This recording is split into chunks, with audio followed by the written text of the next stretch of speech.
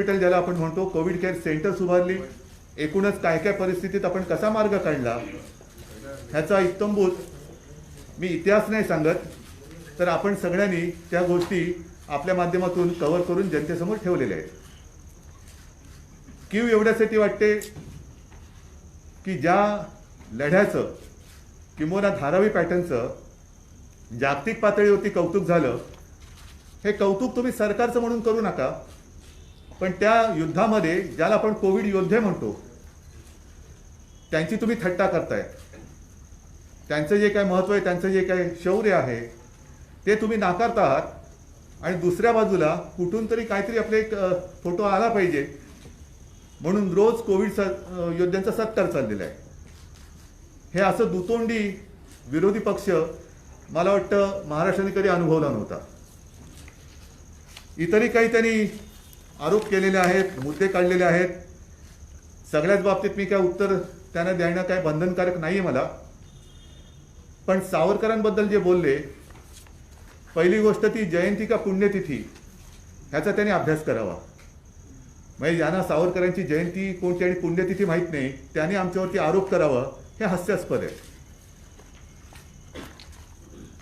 सीमा प्रश्नाबद्दल त्यांनी भूमिका मांडलेली आहे, आनंद आहे. सीमा प्रश्नाबद्दल त्यांनी म्हटलं की आम्ही सगळे एकत्र आहोत. सीमा प्रश्नाबद्दल जर एकत्र असाल तर केंद्रात आणि कर्नाटकात तुम्ही आहात. गेले 5 वर्ष वरती आणि खालती तुम्हीच होतात. मग त्यावेळेला हा प्रश्न का सोडवला नाही? आज सुद्धा सीमा प्रश्न सोडवण्यासाठी महाराष्ट्र सरकारने आक्रमक भूमिका घेतलेली आहे आणि या भूमिकेत तुम्ही सोबत येणार असाल तर मग हा सीमा प्रश्न सुटायला काही वेळ लागणार नाही. कारण तुमची भूमिका आमच्या सोबत यायची आहे. म्हणजे सीमा प्रश्नावर केंद्रामध्ये तुमचं सरकार आहे, कर्नाटकात तुमचं सरकार आहे, इथे आमचं भक्कम सरकार आहे महाविकास आघाडीचं.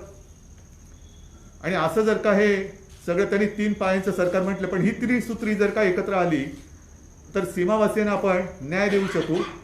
अन्यथा नुसतं आरोप करायला बोलाची कडी आणि बोलाचा भात असं विरोधी पक्ष नेत्यांनी, जबाबदार व्यक्तीने असं बोलू नये. मराठा आरक्षणाबद्दल सुद्धा ते मगाशी सोबत होते. एक गोष्ट, मी सगळ्याच बाबींवरती त्यांना काही त्यांच्यावर टीका करणार नाही, पण त्याच्यात त्यांनी जे जे काही सहकार्य लागेल ते सहकार्य करण्याचं आश्वासन दिलेलं आहे आणि त्याच्याबद्दल मी त्यांना धन्यवाद देतोय. एकूणच काय की अधिवेशन आहे म्हटल्यानंतर काहीतरी बोलायला पाहिजे म्हणून ते बोलून गेलेले आहेत. बाकीचे विषय मी पुन्हा एकदा सांगतो, सगळे विषय मी काही घेत नाही. आपल्याला काही प्रश्न असतील तर आपण जरूर विचारा. प्रत्येक प्रश्नाला मी उत्तर दिल्याशिवाय राहणार नाही. मात्र त्यांनी मला एक फुकटचा सल्ला दिलेला आहे. काहीतरी फुकट देता हे कळलं आम्हाला बरं वाटलं, कारण तुमच्याकडनं काहीतरी फुकट मिळतंय हे राज्याला पहिल्यांदा कळलं. कारण तुमचं सरकार जे केंद्रात बसले ते सगळं ओरबाडतंय, सगळं कर रूपाने ओरबाडतंय. म्हणजे घ्यायला आम्ही आणि द्यायला कमी असं एक केंद्रातलं सरकार आहे. जीएसटीची अजून जवळपास 29,000 कोटीच्या वरती रक्कम येणं बाकी आहे राज्याच्या हक्काची. विजेबद्दल, भाववाढीबद्दल तुम्ही जे काय आक्रोश करता आहात तोच आक्रोश डिझेल, पेट्रोल आणि गॅसच्या बद्दल का नाही करत? का आंदोलन त्याच्याबद्दल करत नाही? डिझेल पेट्रोलचे भाव आपल्याला सर्वांना कल्पना आहे की जेव्हा मोदींचं सरकार पहिल्यांदा सत्तेवरती आलं तेव्हा जो काही भाव होता तो 71 रुपयाच्या आसपास होता. आता काही राज्यात 100च्या पार गेलेले आहे. म्हणजे आम्ही विराट कोहलीची सेंचुरी बघतो, सचिन तेंडुलकरची पाहिली, धोनी, सगळ्यांच्या सेंचुऱ्या पाहिल्या, पण पेट्रोलची सेंचुरी हे प्रथम अनुभवतो आहोत. आणि त्याच्यामध्ये सुद्धा त्यांनी सेस वाढवलेला आहे. म्हणजे मी जर काय चुकत असेल तर अर्थमंत्रीजी बाजूला बसलेले आहेत, दादा मला मी चुकीचं बोललं तर तुम्ही करेक्ट करा. आपण जे काय कर लावलाय त्यांनी सांगितलं ते कर कमी करा. पण आत्ताची जी भाववाढ केलेली आहे त्याच्यामध्ये राज्याच्या वाट्याला काही वाढून मिळालं नाही आहे. त्यांनी अशा पद्धतीने कर लावला आहे की त्यांच्या तुंबड्या भरणार आहेत. आणि मग जेव्हा 2014च्या आधी काँग्रेसचं सरकार होतं तेव्हा आंतरराष्ट्रीय बाजारपेठेत प्रति बॅरल त्याची किंमत 106 डॉलर प्रति बॅलर होती. आता किती झालेली आहे तो पण आकडा आहे माझ्याकडे. आता तो पण आकडा आहे, तो पण काढतो मी या ह्याच्यात ना.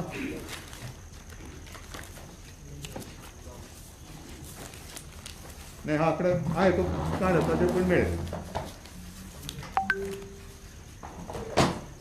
त्याच्यानंतर त्यांनी जी सांगितलेलं आहे की कर्जमुक्ती अजूनही अर्धवट राहिलेली आहे. त्यांच्या वेळेची म्हणजे तेव्हा आम्ही त्यांच्यासोबत होतो ती कर्जमाफी ही आत्तापर्यंत चालू होती.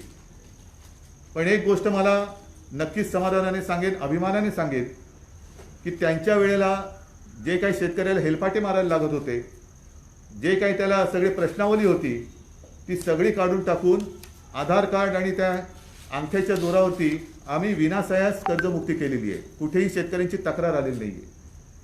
त्याच्यानंतर कोरोनाचं संकट आल्यानंतर सुद्धा जिथे कर्जमुक्तीची रक्कम बाकी होती जवळपास 7,000 कोटी, ती सुद्धा आपण दिलेली आहे. आणि ह्या ज्या काही थापा म्हणजे अशा थापा मारायच्या त्या अशा जोरात मारायच्या. सगळंच काही जोरात बोललं म्हणजे खरं असतं असं नाही आहे. पण जे बोलायचं ते खोटं बोलायचं ते रेटून बोलायचं हे त्यांचीच वाक्य आहे, हे त्यांनाच लागू पडत आहे. एकूणच काय की आपल्या कच्च्या तेलाच्या बॅरलची किंमत आज $63 आहे आणि पेट्रोलचे दर ₹100 जास्त झालेले आहेत. तर अशी ही सगळी बोलघेवडी माणसं ज्या वेळेला एखाद्या जबाबदार पदावरती असतात त्यांना अशा ह्या गोष्टी शोभत नाही आहेत. मगाशी मी सांगितलं की केंद्र सरकारकडून जवळपास 29,291 कोटी येणे बाकी आहे आणि मदत व पुनर्वसनासाठी नागपूर विभागातील पूर आणि जूनची अतिवृष्टी त्याच्यासाठी 4,720 कोटी येणे बाकी आहे. का नाही तिकडे बोंबलत? केंद्राच्या इकडे जाऊन का नाही बोलत? हे सगळे विषय झाल्यानंतर मग एका महत्त्वाच्या विषयाला मी येतो आहे, तो म्हणजे संजय राठोड. एकूण सरकार चालवताना मुख्यमंत्री, उपमुख्यमंत्री आणि ते सर्व मंत्रिपदावरती आम्ही विराजमान झाल्यानंतर आमची जबाबदारी असते ती म्हणजे न्यायाने वागणे. पण गेल्या काही महिन्यात एकूण जे गलिच्छ राजकारण सुरू झालेलं आहे, तपास हा झालाच पाहिजे, पण हा तपास निपक्षपातीपणाने केला गेला पाहिजे. जर कोणी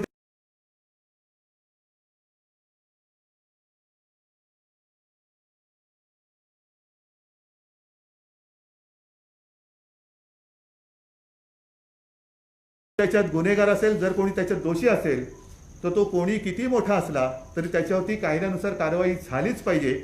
या सरकारची ठाम आणि स्पष्ट भूमिका आहे. या तपास यंत्रणेवरती आणि या तपासावरती कोणाला एखाद्याला सोडवायचं म्हणूनही दडपण असता कामा नये, पण त्याच बरोबरीने एखाद्याला लटकवायचंच आहे, त्याला आयुष्यातून उठवायचंच आहे असाही तपास असता कामा नये, असंही दडपण असता कामा नये. आणि हे मी मुद्दामून सांगतोय कारण गेल्या वर्षभरापासून अशा काही घटना, अशा काही गोष्टी घडत आहेत की आम्ही म्हणू तीच पूर्व दिशा. तुम्ही सांगाल तसाच तपास झाला पाहिजे. तपासाला तुम्ही दिशा देऊ शकणार नाही. तपास हा निपक्षपातीपणाने सुरू आहे. आणि मग तुमच्या मनात असं आलं असेल की एवढे दिवस होऊन गेल्यानंतर सुद्धा आज आता संजय राठोड यांनी स्वतःहून राजीनामा दिलेला आहे. त्याचं पत्रसुद्धा अनिल तुम्ही वाचून दाखवा. पण आधी एक थोडंसं मी बोलतो. त्यांनी राजीनामा दिल्यानंतर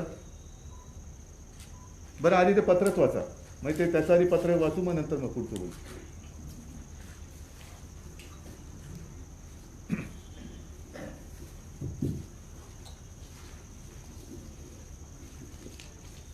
माननीय श्री उद्धवजी ठाकरे, मुख्यमंत्री महाराष्ट्र राज्य यांचे जय महाराष्ट्र. अत्यंत व्यथित अंतःकरणाने मी हे पत्र आपणास लिहित आहे. आपण माझ्या भावना समजून घ्याल असा विश्वास आहे. गेल्या काही दिवसापासून माझ्याभोवती दिवंगत पूजा चव्हाण यांच्या मृत्यूचे वादळ घोंघावत आहे. पूजा चव्हाण यांचा मृत्यू दुर्दैवी आहे. त्यांच्या मृत्यूचा निपक्ष तपास व्हावा व सत्य बाहेर यावे अशी माझी ठाम भूमिका आहे. पण या सर्व प्रकरणाचे राजकीय भांडवल करून राज्यातील विरोधी पक्ष माझ्या चरित्रावरती बेछूट चिखलफेक करीत आहे. सरकारला बदनाम करण्यासाठी मोहीम राबवत आहे. विधानसभा चालू न देण्याची त्यांची भूमिका लोकशाहीच्या दृष्टीने चिंताजनक आहे. या सर्व प्रकरणी दिवंगत पूजा चव्हाण व तिच्या कुटुंबियांची बदनामी विरोधक करत असून महाराष्ट्रात अशा खालच्या स्तराचे राजकारण कधीच झाले नव्हते. मी आपल्या मंत्रिमंडळात कॅबिनेट मंत्री म्हणून काम करीत असलो तरी सगळ्यात आधी एक प्रबळ शिवसैनिक आहे. आपण माझ्यासारख्या शिवसैनिकाला मंत्रिमंडळात काम करण्याची संधी दिली त्याबद्दल मी आपला आभारी आहे व राहीन. पूजा चव्हाण मृत्यू प्रकरणात तपास पूर्ण होऊन सत्य बाहेर येईपर्यंत सरकारचा मंत्री म्हणून पदावर राहणे नैतिकतेला धरून आहे असे मला वाटत नाही. म्हणून मी माझ्या मंत्रिपदाचा राजीनामा देत आहे. स्वीकारावा. आपला नंबर संजय राठोड. हे संजयनी राजीनामा पत्र त्याच्या भावना व्यक्त केलेल्या आहेत. ह्या प्रत्येक गोष्टीला अनेक बाजू असतात. एक म्हणजे तुम्ही मनात विचार करत असाल की इतके दिवस का लावले.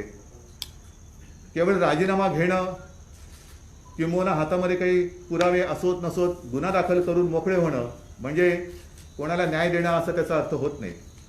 ज्या क्षणी ही घटना घडली आणि आम्हाला सर्वांना कळली त्याच क्षणी आम्ही ह्या घटनेची निपक्षपातीपणाने चौकशी आणि तपास करण्याचे आदेश दिलेले आहेत आणि पोलिसांना तशा सूचना दिलेल्या आहेत, तसे आदेश दिलेले आहेत की हा तपास चालू आहे असं नाही.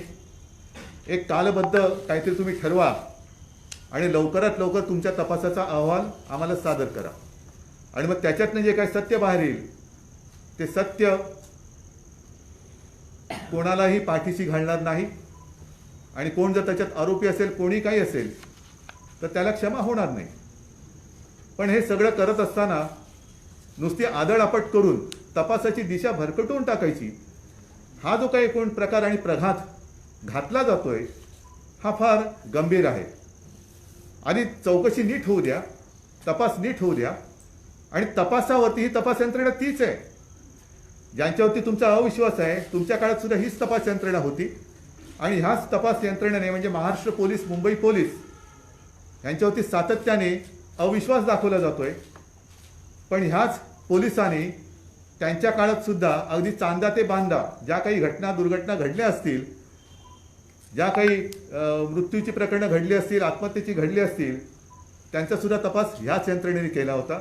आणि त्यांच्यावरती तेव्हा तुमचा जर का विश्वास असेल तर आत्ता अविश्वास कसा काय दाखवता. शेवटी राज्य कोणावरती चालतं, पोलीस यंत्रणा असेल, इतर सर्व यंत्रणा असतील, ह्या सरकारच्या पाठकाणा असतात, एक मजबूत खांब असतो आणि त्यांच्यावरतीच अविश्वास दाखवणार असाल तर मला असं वाटतं आपणच आपल्या हाताने पायावरती कुऱ्हाड मारून घेतो आहोत.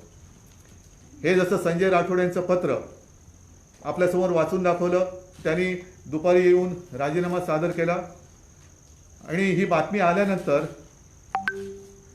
मग अशी मराठा आरक्षणासंदर्भात बैठक झाली, मग आमची मंत्रिमंडळाची बैठक झाली आणि ती संपून मी इथे येत असताना पूजाचे आई वडील आणि त्याची बहीण ह्याच मला येऊन भेटले. साहजिकच आहे त्यांच्या डोळ्यामध्ये अश्रू आहेतच, पण ते अश्रू आणि त्यांच्या भावना ह्या मी मुद्दामून तुमच्यासमोर मांडत आहे. त्यांनी मला एक पत्र दिलेलं आहे, तेही पत्र तुम्ही ऐकलं पाहिजे. सन्माननीय मुख्यमंत्री महोदय, महाराष्ट्र राज्य. पूजा चव्हाण विषय आत्महत्या प्रकरणी होणारी आमची व आमच्या समाजाची बदनामी थांबवण्याबाबत महोदय, आमची मुलगी कुमारी पूजा चव्हाण हिचा दिनांक 7 फेब्रुवारी रोजी दुर्दैवी मृत्यू झाला. कुठल्याही माता पित्यासाठी आपल्या पोटच्या गोळ्याचा मृत्यू हा अत्यंत वेदनादायी असतो. आमची ही वेदना आता कधी भरून येणार नाही. मुलीच्या अकाली मृत्यूच्या दुःखापेक्षा अधिक त्रासदायक व आक्षेपार्ह म्हणजे माझ्या मुलीच्या मृत्यू संदर्भात जी चर्चा होत आहे तिच्यावर खूप गलिच्छ आरोप लावून श्री संजय राठोड राज्यमंत्री यांचे नाव घेऊन उलटसुलट बातम्या येत आहेत जे निराधार आहेत. आपण या संबंधीच्या पोलीस चौकशीचे आदेश दिलेले आहेत. आपल्यावर आमचा पूर्ण विश्वास आहे व या घटनेचा तपास वेगाने व्हावा व जे दोषी असतील त्यांच्यावर आपण निश्चितच कारवाई कराल याची आम्हाला खात्री आहे. आमच्या मुलीचा बळी गेला पण फक्त संशयावरून कोणाचाही बळी जाऊ नये. श्री संजय राठोड यांच्या राजीनाम्याची कोणतीही मागणी आम्ही केलेली नाही. आमची मुलगी गमावली परंतु याड राजकारण करून दररोज होणारे आरोपाने तिचा रोज बळी जातोय. याचे राजकारण करून श्री संजय राठोड यांना आरोपी ठरवून राजीनामा घेऊ नका. तपासामध्ये श्री राठोड किंवा अन्य कोणीही दोषी असल्यास कठोर कारवाई करून न्याय द्यावा, परंतु संशयावरून मुलीवर किंवा कोणावरही आरोप करू नये. श्री संजय राठोड हे समाजाचे नेते आहेत. ते खूप कष्ट करून येथपर्यंत पोहोचलेले आहेत. फक्त संशयावरून त्यांचा बळी घेऊ नये. तपास पूर्ण झाल्यावर दोषींवरती कारवाई करावी. राजकारणामुळे व दबावामुळे घाईघाई कुठलाही निर्णय घेऊ नये. आमचा आपल्यावरती पूर्ण विश्वास आहे. आपण आम्हाला न्याय द्यावा. आपले नम्र लहूचंद्र चव्हाण वडील, मंदोदरी लहू चव्हाण आई व दिव्यानी लहू चव्हाण बहीण.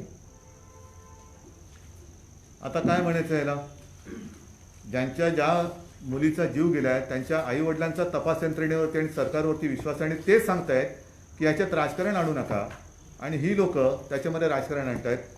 याच्यासारखं दुर्दैव दुसरं असू शकत नाही. आणि म्हणून मला असं वाटतं प्रत्येक पाऊल टाकताना खूप समजूतदारपणाने आणि गांभीर्याने टाकावं लागतं. त्याच्यामध्ये उथळपणा असता कामा नये. कोणाचाही जीव हा महत्त्वाचा असतोच. ती घटना दुर्दैवी आहेच, त्याचा तपास हा होणारच, आणि त्या तपासाअंती जे काय सत्य असेल ते सत्य स्वीकारलं जाईलच. त्याच्यात कोणाचं नाव असलं, कोणाहीवरती त्याच्यात दोषारोप असेल, काही असेल, तर तो कोणी असला तरी त्याच्यावरती कारवाई होणारच. त्याच्याबद्दल त्यांच्या मनात शंका नाही आहे. मला असं वाटतं इतरांच्याही मनात तशी शंका असण्याचं कारण नाही आहे. आणि म्हणून देवेंद्रजींनी मागाशी मला जो काही फुकटचा सल्ला दिलेला आहे की सत्तेत कोणी किती लाचारी स्वीकारली ती इतिहासात लिहिले जाते, तसंच सत्ता आल्यानंतर एकतर खोटं बोलून सत्ता आणली आणि सत्ता आणल्यानंतर खोट्याचे इमले रचले आणि देश विकायला काढला, किंबहुना देश विकायला काढणारे म्हणून तुमच्याही सरकारची नोंद होईल ह्याची सुद्धा त्यांनी नोंद ठेवावी. आणि आरोप करताना थोडंसं एक जबाबदारीचं भान ठेवावं. समजू शकतो एक समोर आलेलं चांगलं चित्र स्वतःच्याच कर्माने त्यांनी भंग केलं आणि सरकार पडेल हाही भ्रम आता वर्ष होऊन गेलं. ते काय पडत नाही, उलटं आम्ही अधिक मजबूतीने आता काम करायला लागलेलो आहोत.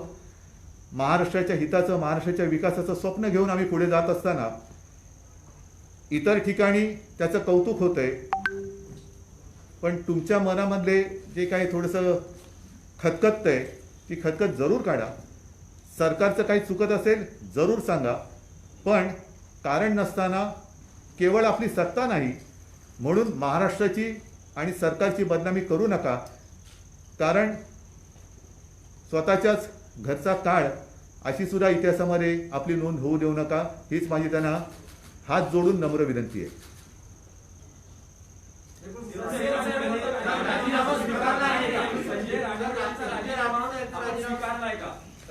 राजीनामा दिलेला आहे म्हणजे त्याचा अर्थ काय होतो? नाही, बरोबर आहे. तो म्हणजे तो नुसता काय फ्रेम करून लावण्यासाठी नसतो. तुम्हाला काय वाटलं राजीनामा दिला म्हणजे फ्रेम करून लावू? स्वीकारलेलाच आहे ना त्यांनी, राजीनामा स्वीकारलेलाच आहे. मी पुन्हा तेच सांगतोय, त्यांनी राजीनामा दिलेला आहे आणि तो स्वीकारल्यानंतर तो काही फ्रेम करून लावण्यासारखा नाही आहे. पण त्याच्या मागे उगाचच त्यांना लटवायचंच आहे अशा पद्धतीने आगपाखड जी चाललेली आहे ती बंद झाली पाहिजे. जे काय तुमच्याकडे पुरावे असतील जरूर द्या. त्याचं जाहीर चव्हाट्यावरती प्रदर्शन केलं मग न्यायालय आणि तपास यंत्रणा हवी कशाला? तुम्हीच तपास करा आणि तुम्हीच न्यायालय व्हा. तुमच्याकडे काही असतील साक्षी पुरावे, जा ना, तपास काम करणारी जी लोक आहेत त्यांच्याकडे द्या, सादर करा. एक तर या प्रकरणात त्यांच्या आई वडिलांची तक्रार तर नाहीच आहे, उलट त्यांनी या तपास यंत्रणेवरती विश्वास व्यक्त केलेला आहे.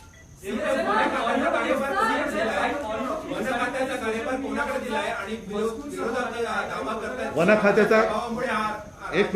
खात्याचा कारभार आता सध्या माझ्याकडे आहे, कारण कोणाला नेमून दिलेल्या खात्याचा कारभार हा मुख्यमंत्र्यांकडे असतो आणि त्या निमित्ताने विधानसभेत काही प्रश्न किंवा काही असेल तर जरूर असेल तेव्हा मी किंवा त्या खात्याचे राज्यमंत्री त्याला उत्तर देतील.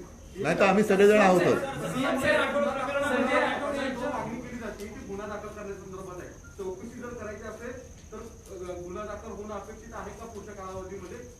ह्याच्यामध्ये मला असं वाटतं तेही मुख्यमंत्री होते आणि त्यांना सुद्धा कल्पना आहे की पहिला एक तपासाचा अहवाल यावा लागतो.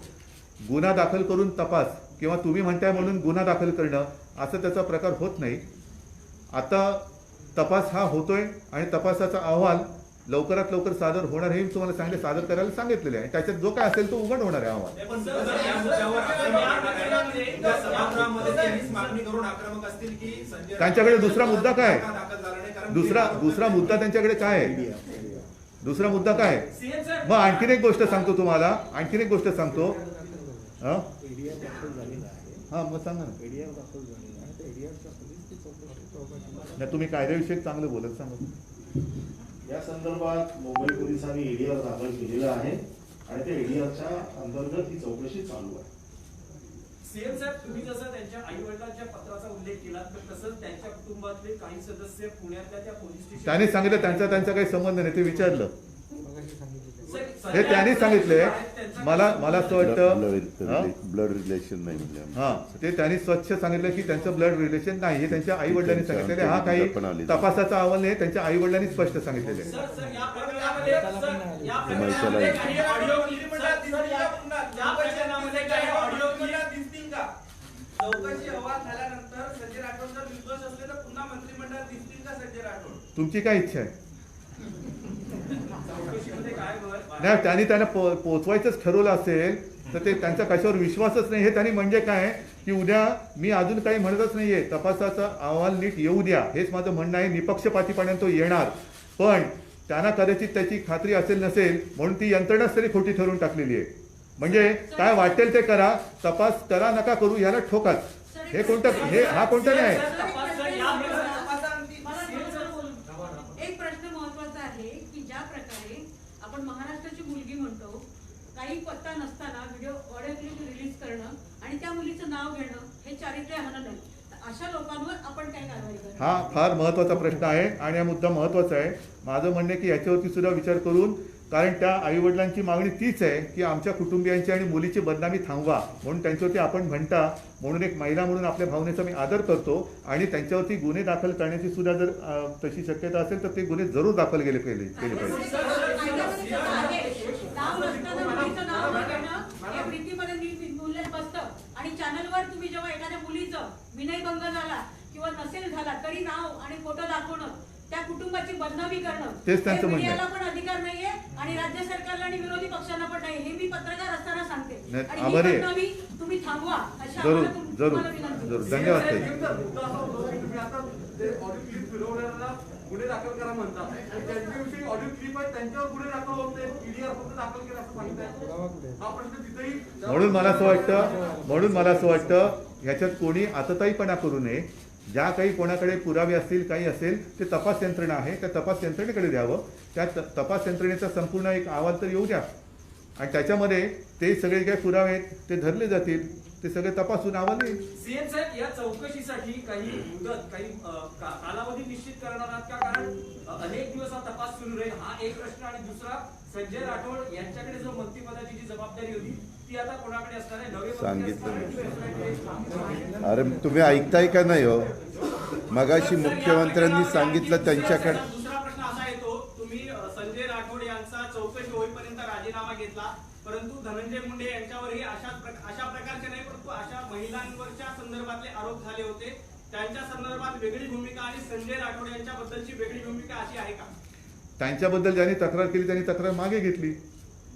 पण आणखीन एक गोष्ट तुम्हाला सांगतो, नाही, यातही तक्रार कोणाची नाहीये. याच्यात तर तक्रार कोणाची नाहीच आहे. तरी पण राजीनामा घेतला कारण त्यांनी नैतिकतेला धरून दिलेलं आहे की त्याच्यामुळे अधिवेशनच चालू देणार नाही. हा कोणता प्रकार आहे? मग मी आणखीन एका गोष्टीचा जरूर उल्लेख करेन की गेल्याच आठवड्यामध्ये आणखीन एक आत्महत्या मुंबईत झालेली आहे. तिच्याबद्दल कोणीच का बोलत नाही? जर संजय राठोडबद्दल तुम्ही संशय व्यक्त करता म्हणून त्याच्यावर गुन्हा दाखल करण्याची मागणी करतात, ह्या दुर्दैवी घटनेत कुठेही आत्महत्येची म्हणजे सुसाईड नोट नाही, कोणाचे आरोप नाहीत, काही नाही, तरी गुन्हा दाखल करायची मागणी होते आहे. पण दुसरी जी आत्महत्या मुंबईमध्ये झाली त्या आत्महत्येमध्ये 13-14 पानाची सुसाईड नोट आहे आणि त्याच्यामध्ये विशिष्ट नावं लिहिली गेलेली आहेत. आता ती नावं जर का उच्चपदस्थ असतील तर त्यांचाही राजीनामा घेतला गेला पाहिजे आणि मुंबई पोलिसांना तपासाला त्यांना सहकार्य करायला लावलं पाहिजे. अन्यथा जर का ते भारतीय जनता पक्षाचे कोणी असतील तर त्यांना असा कोणाचा छळ करून आत्महत्या करायला प्रवृत्त करायला त्यांच्या वरिष्ठांचा आशीर्वाद आहे का? एका खासदाराने आत्महत्या केलेली आहे, 7 टर्मचा खासदार, आणि तो 7 वेळा एका मतदारसंघातून जिंकून येतो. जिंकून आल्यानंतर त्याला आत्महत्या करायला मुंबईत येत आहेत. आणि दुर्दैवाने त्याच्यात त्यांनी असं म्हटलेलं आहे की इकडे आल्यानंतर इथल्या मुख्यमंत्र्यांवरती आणि पवार साहेबांवरती माझा विश्वास आहे, ते मला न्याय देतील. मग त्याच्यात जी काही नावं दिली आहेत ती जर का भाजपच्या उच्च पदस्थांची असतील तर, किंवा कुठल्याही तिथल्या प्रशासकीय अधिकाऱ्यांची असतील तर, त्यांना तसा छळ करण्याचा आणि आत्महत्येला प्रवृत्त करण्याचा परवाना भारतीय जनता पक्षाच्या म्हणजे देवेंद्र फडणवीसांच्या नेत्यांनी दिला आहे का, त्यांना आशीर्वाद आहे का, ह्याचं उत्तर मिळालं पाहिजे. कारण जसं इकडे त्या पूजाने आत्महत्या केली तसं त्या डेलकरांनी आत्महत्या केली. महिला आणि पुरुष हा एक फरक आहे, पण डेलकरांनी आत्महत्या केल्यानंतर त्यांचं घर उघडं पडलं. त्यांच्या पत्नी त्या पण निराधार झाल्या, त्या पण महिलाच आहेत. त्यांची बाजू कोण का मांडत नाही? त्यांच्यासाठी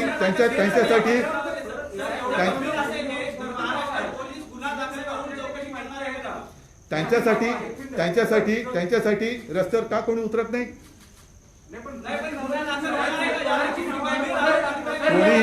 कोणीही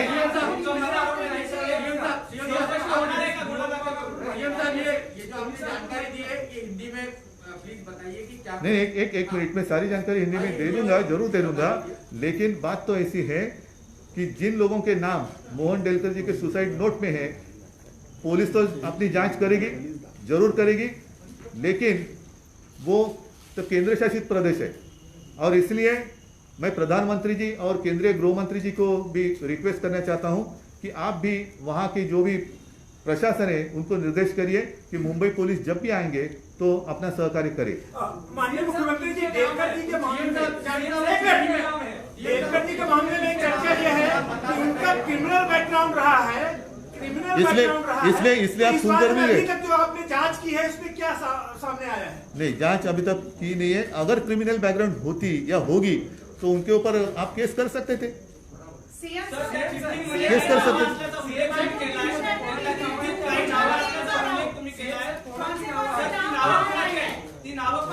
ठीक आहे. नाही, ते तपासाच्या ह्याच्यामध्ये जे आहे ते त्या मार्गाने येऊ दे, त्या मार्गाने येऊ दे. मी उगाच त्यांनी काहीतरी केलं म्हणून मी काहीतरी वेडेपणा नाही करणार. सर, मोहन डेलकर जी की मौत के मामले में आप कोई सीनियर आईपीएस अपॉइंट क्यों नहीं करते? कोई स्पेशल करेंगे ना, जरूर करेंगे, लेकिन ये भी जो विषय है उसके ऊपर भी चर्चा होनी चाहिए. आपण पुन्हा ईडीआर खाली दाखल झालाय, त्याने जसं जशी चौकशीमध्ये बाहेर येतील त्याच्याप्रमाणे बोला. मोहन डेलकरांच्या आत्महत्याचा देखील ईडीआर खाली तपास चालू आहे. हा तपास जसा जसा पुढे जाईल आणि मग त्यावेळेला जो निर्णय घ्यायचा आहे त्याच्याप्रमाणे मग पुन्हा दाखल करायचा, कशा पद्धतीने करायचा, हा वेळोवेळी तपास जसा जसा पुढे जाईल त्यावेळेला ते ठरलं जाईल.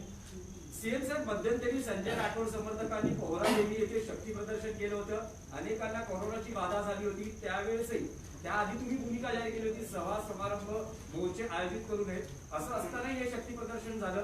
त्यावर आपली त्यांच्यावरती ज्यांनी शक्ती प्रदर्शन केलं त्यांच्यावरती गुन्हे दाखल झालेले आहेत आणि त्याच्यानुसार त्यांच्यावरती कारवाई केली गेलेली. नाही, पण स्वतः संजय राठोड त्या ठिकाणी होते तर संजय राठोडांवर काही कारवाई होणार आहे का? त्यानुसार जे काय असेल ते होईल. पण त्यांनी एक तर त्यांना विचारलं, कोणाला या म्हणून सांगितलेलं नव्हतं, येऊ नका म्हणून सांगितलं होतं. आणि त्यांच्यावरच्या प्रेमाने किंवा काही असेल ती सगळी लोक जमली होती. पण ज्यांनी गर्दी केली त्यांच्यावरती कारवाई झाली.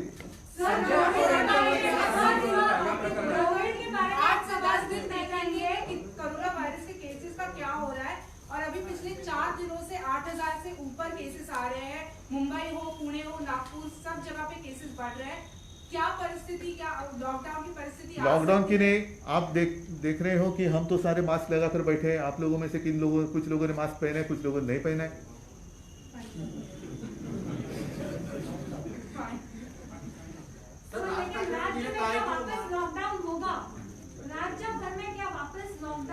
हमारी तो इच्छा नहीं है, लेकिन मजबूरी, ये जो शब्द है बड़ा विचित्र है. और इसलिए आपने देखा होगा कि पिछले आज का नहीं, पिछले रविवार को मैंने फेसबुक लाइव के माध्यम से लोगों के साथ बात की थी. और तब मैंने सारे लोगों को यही कहा था कि जो भी सूचना आपको दे दी गई है उसका पालन करें, मास्क पहने और लॉकडाउन को ना कहें. मास्क काढ लेंगे. मला माझा नमस्कार आहे त्यांना.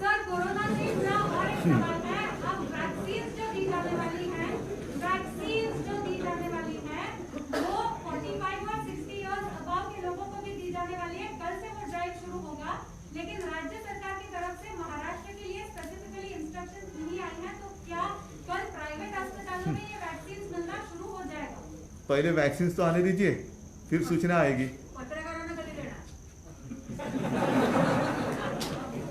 दिल्लीने कळवल्यानंतर सर पर आपका ऑब्जर्वेशन क्या है कोरोना वायरस को लेकर? इतने दिन पास हो गए हैं, आपने 8-10 दिन का जो नहीं, देखिए ऐसा है, आपने अच्छा सवाल पूछा। बढ़त तो हो रही है। आज ही अभी हमने जानकारी ले ली, सब जगह बढ़त तो हो रही है। खास कर विदर्भा में अमरावती है, अकोला है, वाशिम आणि यवतमाळ, बुलढाणा यहाँ पिछले वक्त जब पीक पर थी केसेस, उससे भी ज़्यादा क्रॉस किया है केस ने। तो सारे लोगों ने एक क्या कहे, मास्क तो पहनना चाहिए। जो 3 बातें हैं, वैक्सीन आएगी, जरूर आएगी, लेकिन वैक्सीन लेने के बाद भी मास्क तो पहनना ही होगा। आने वाले कुछ महीनों तक शायद ये सिलसिला जारी रहेगा और हमें तो थोड़ी सी एक जरा खबरदारी म्हणतो तिथं घ्यावी लागेल। तो मुंबई लोकल ट्रेन को लेकर कुछ सोचा है? चला बस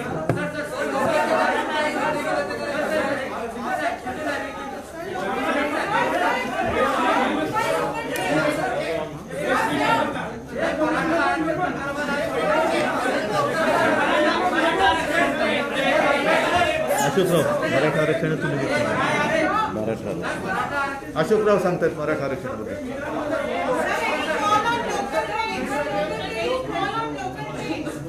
लोकल ट्रेनच्या बद्दल सुद्धा आमची विनंती आहे की सर्व जी कार्यालय आहेत, जसा मी मंत्रालयामध्ये एक प्रयत्न करतो आहे की वेळा वाटून द्यायच्या, शिफ्टच्या वेळा वाटून द्यायच्या, म्हणजे गर्दी होणार नाही। कारण काम तर सगळ्यांना करावं लागतंय, म्हणून ज्याला आपण पीक आवर म्हणतो त्या पीक आवरची विभागणी करावी आणि येता जाताना आणि प्रत्यक्ष कार्यालयाच्या ठिकाणी सुद्धा, कार्यालयामध्ये सुद्धा कोविड बद्दलच्या ज्या काही सूचना आहेत त्याचा तंतोतंत वापर करावा, ही आमची सगळ्यांना नम्र विनंती आहे। मला वाटतं मराठा आरक्षणाबद्दल मराठा आरक्षणासंदर्भामध्ये सन्माननीय मुख्यमंत्र्यांच्या, उपमुख्यमंत्र्यांच्या उपस्थितीमध्ये उपसमिती आणि विरोधी पक्ष नेते देवेंद्रजी फडणवीस, त्याचबरोबर राज्याचे ॲडव्होकेट जनरल आणि ॲडव्होकेट थोरात, त्याचबरोबर केंद्रामध्ये आपले असलेले सुप्रीम कोर्टाचे ज्येष्ठ विधितज्ञ श्री मुकुल रोदगीर, श्री पटवालिया आणि अन्य ॲडव्होकेटचे मराठा समन्वयक त्यांची आणि खासदार उदयनराजे भोसले आणि संभाजीराजे यांच्या उपस्थितीमध्ये प्रदीर्घ चर्चा झाली। त्यामध्ये सद्यस्थितीचा आढावा हा घेण्यात आलेला आहे आणि 8 तारखेला सुनावणी होण्याच्या अगोदर आम्हा सर्वांची एवढीच भूमिका आहे की केंद्राने ह्याच्यामध्ये सकारात्मक भूमिका घेतली पाहिजे। अटॉर्नी जनरलला ह्याच्यामध्ये सुप्रीम कोर्टाने नोटीस काढल्या असल्यामुळे केंद्र सरकारला आता एक उत्तम संधी आहे की त्यांनी मराठा आरक्षणाच्या समर्थनार्थ तिथे भूमिका घेण्याची नितांत गरज यासाठी आहे की इकॉनॉमिकली वीकर सेक्शनचा जो निर्णय केंद्र सरकारने 102वी घटना दुरुस्ती करून जो घेतलेला आहे त्याला सुद्धा सर्वोच्च न्यायालयामध्ये तोही प्रश्न सध्या गेलेला आहे, त्याला स्थगिती नाही, परंतु अजून तोही चॅलेंज झालेला आहे। त्याचबरोबर जवळपास 16 राज्यांच्या आरक्षणासंदर्भातले विविध प्रश्न हे सुद्धा सुप्रीम कोर्टाच्या समोर सध्या आहेत आणि मग हे लक्षात घेता केंद्र सरकारने पहिली गोष्ट महत्त्वाची जी आमची अपेक्षा आहे केंद्र सरकारकडून की आम्ही जी भूमिका घेत आहोत ही भूमिका त्यांनाही घ्यावी, कारण की ईडब्ल्यूएस हा प्रश्न संपूर्ण देशामध्ये ईडब्ल्यूएस लागू झालेला आहे, तोही न्यायप्रविष्ट झालेला आहे। त्यामुळे हा प्रश्न जो 50% आरक्षण गेल्यामुळे अडचणीमध्ये आलेला आहे देशामध्ये सुद्धा आणि महाराष्ट्रात सुद्धा, त्याच्यामुळे जे कॉन्स्टिट्यूशन बेंच जे आहे ते 9 किंवा 11 जजेसचं राहावं, कारण इंदिरा सहानी केसमध्ये 50% आरक्षण गेल्यामुळे तिथे केसला मागचं झाला असल्यामुळे त्या बॅकग्राऊंडवर 5 जजेसचं बेंच हे त्या ठिकाणी सदरील निर्णय घेण्याकरता सक्षम राहणार नाही आणि म्हणून 9 किंवा 11 मेंबर्सच्या जजेस समोर हे प्रकरण चालवण्यासंदर्भातला विषय हा निर्णय घ्यावा। व्हर्च्युअल हिअरिंगच्या ऐवजी फिजिकल हिअरिंग त्या सर्व केसेसमध्ये व्हावी अशी अपेक्षा आहे। देवेंद्र फडणवीस साहेबांना सन्मान्य मुख्यमंत्र्यांनी विनंती केलेली आहे की आपण सुद्धा पुढाकार घ्या, केंद्रात आपलं असलेलं सरकार आणि तिथल्या केंद्र सरकारच्या पार्टी झाल्या असल्यामुळे त्यांनी सुद्धा या आरक्षण संदर्भात सकारात्मक भूमिका घ्यावी आणि बाकी काही लिगल विषयावर सर्व चर्चा झालेली आहे। दोन्ही वकिलांनी पण त्यांना कसं आणि दिल्लीतले जे आमचे वकील आहेत मुकुल रोदगी आणि पटवाल्या यांनी सुद्धा सांगितलं की केंद्र सरकार याच्यामध्ये भूमिका घ्यायची असल्यास त्यांना ही भूमिका घेणं संयुक्तिक राहील, जेणेकरून सर्वांनी एकत्र मिळून जर हा विषय हाताळला तर त्याला एक वेगळं वजन प्राप्त होईल. अशा प्रकारची आम्हा सर्वांची भूमिका आहे, जी मुख्यमंत्र्यांनी स्वतः विनंती केलेली आहे. आणि आज केंद्रीय कायदा मंत्र्यांना सुद्धा विनंती आम्ही अगोदर केली होती, पण ते का हजर राहू शकले याची मला कल्पना नाही. परंतु अशी सगळी बॅकग्राऊंड आहे आणि त्याच्यावर जवळपास तासभर चर्चा झाली. संभाजी राजेंना सुद्धा ह्या चर्चेमध्ये इन्व्हॉल्व करण्यात आलं होतं आणि उदयनराजेंना सुद्धा याच्यात इन्व्हॉल्व करण्यात आलं होतं.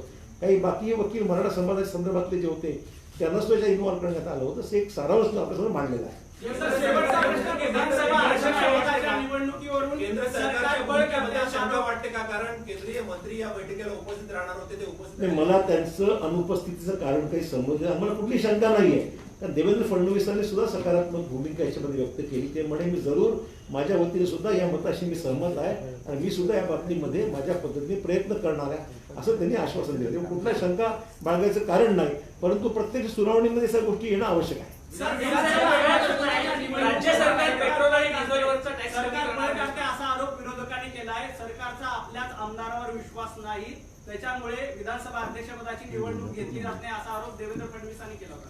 जर त्यांना तसं वाटत असेल तर त्यांनी अविश्वास ठराव दाखल करावा. वाजून दाखवतो की किती आमदार बरोबर आहेत आणि किती त्यांच्याबरोबर. ते अर्थसंकल्पाच्या वेळेस सांगतो.